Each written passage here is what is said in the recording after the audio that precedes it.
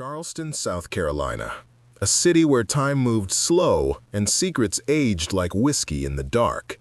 Behind the beautiful colonial houses and oak trees covered in Spanish moss, there was a story no one dared to whisper, the story of the Carter family. For decades, Thomas Carter was a name that commanded respect. He had built Carter Holdings from scratch, a real estate empire that shaped half of Charleston's skyline. His wife Olivia was known for her elegance and kindness, often hosting charity events that gathered the city's elite. Their children, Grace and Ethan, grew up believing their family was unbreakable, that nothing could ever tear them apart. But wealth and blood have one thing in common: both can rot from the inside. On a stormy April night, Thomas was found dead in his study, a gun in his hand and a note that simply said, "I'm sorry." Police called it suicide, the media called it a tragedy, but Grace Carter called it a lie. She had spent her whole life watching her father fight for every inch of his dream. He wasn't the kind of man to surrender, not to business rivals, not to life, and certainly not to guilt. Yet everyone around her seemed eager to bury the truth with him. Weeks passed. Grace, now 24, lived alone in a downtown apartment, barely surviving on freelance design work. Her brother Ethan had taken over parts of the business with their uncle Richard, Thomas's younger brother, a man who wore charm like armor and guilt like perfume. Richard told the world he was keeping Thomas's legacy alive, but every time Grace saw his face on TV, something inside her screamed. One rainy night, as thunder echoed through the city, an envelope slid under her apartment door. No return address, no markings, just her name written in neat black ink. Inside was a flash drive and a single typed line. "He didn't kill himself. Look closer. Family never forgets." Grace's hands trembled as she opened the files. They revealed secret offshore accounts, forged contracts, and emails between Richard and an unknown associate, all tied to Thomas's company. Each message painted a clearer picture. Richard had been siphoning money for years, setting Thomas up to take the fall when the federal investigation began. Grace's world tilted. Her father hadn't killed himself. He'd been betrayed, cornered, and destroyed by the one person he trusted most. The grief in her heart turned to something colder, sharper: revenge. She knew she couldn't go to the police yet. Richard's influence ran deep. Instead, she created a new identity, Emily Brooks, and applied for a position at Carter Holdings' downtown headquarters.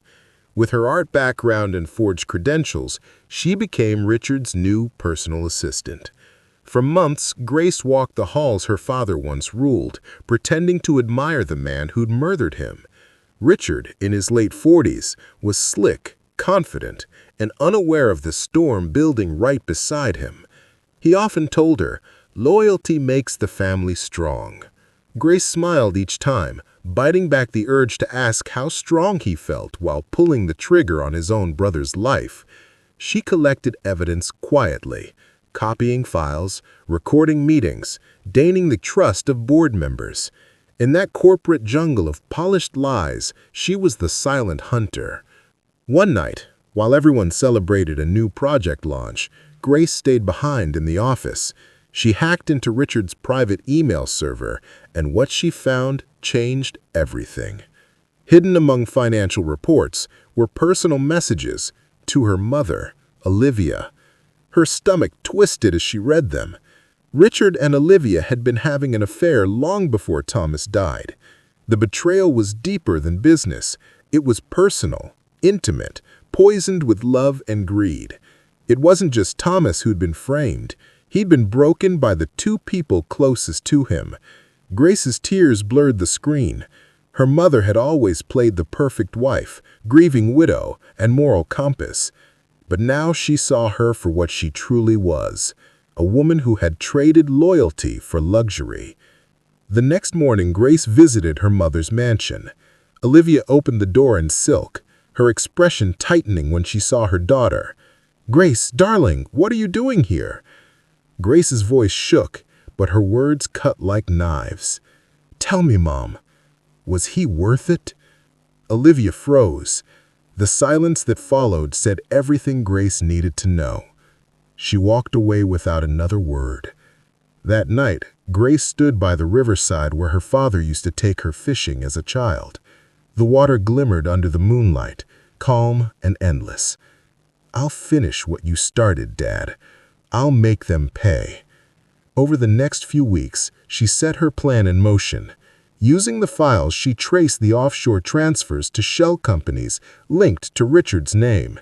She also uncovered Olivia's hidden assets, properties bought through anonymous trusts using laundered money.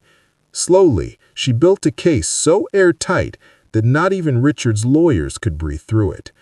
When the time came, Grace leaked the documents to a trusted journalist, someone her father had once helped early in his career. Within 48 hours, headlines exploded. Carter Holdings scandal, empire built on fraud and deceit.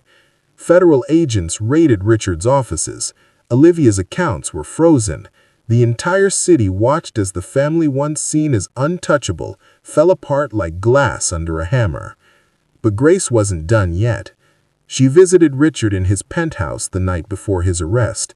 He poured himself a drink, smiling like a man who still believed he could buy forgiveness. "Emily," he said, "you've been my most loyal assistant. I could use someone like you when this is over." Grace stepped closer, eyes burning. "Funny," she said, "because I used to call you Uncle Richard." His glass fell from his hand. "Grace?" She smiled coldly. Family never forgets. When federal agents arrived minutes later, Grace was gone. She watched from a distance as Richard was taken away in handcuffs, his empire crumbling behind him. Days later, Olivia tried to flee the country, but was caught in Miami. The woman who once dined with governors now sat in a cold interrogation room, alone and exposed. Grace visited her one last time. "You could have stopped him," Grace said softly. Olivia looked up, eyes hollow. "You don't understand, Grace. I loved him." Grace shook her head. "You don't destroy what you love." She turned and walked out, leaving her mother to drown in her own choices. Months passed. The Carter mansion was auctioned off, the company dismantled, and the family name erased from the skyline it once owned. Grace moved to New York City, chasing her father's original dream, to design something real, something honest. She opened a small art studio under her real name, filling the walls with paintings inspired by the people she lost and the peace she finally found. One rainy evening, she stood at her studio window, watching the city lights shimmer through the drizzle. Her phone buzzed with a new message, an unknown number, just like before. It read, "You did what needed to be done. He'd be proud." A tear slid down her cheek as she smiled softly. "I know," she whispered. Outside, thunder rolled once more, echoing the night her father died. But this time, it wasn't mourning. It was release. Grace turned off the lights, locked the door, and walked into the rain. Free at last.